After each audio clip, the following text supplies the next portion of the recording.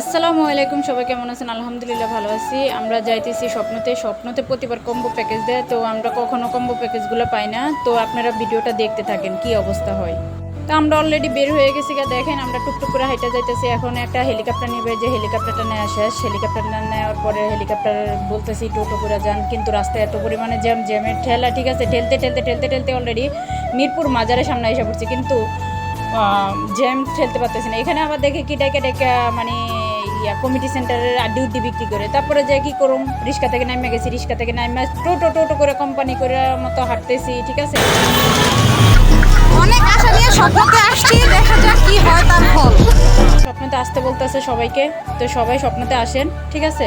এই যে অলরেডি স্বপ্নের সামনে গেছি, স্বপ্নের সামনে যা বেশ সুন্দর করে স্বপ্নতে গেছি। স্বপ্নতে যাওয়ার পর দেখেন কি অবস্থাটা হয়েছে, ঠিক আছে, যা বলার বাহিরে, দুঃখের কথা কারে বলবো, ঠিক আছে।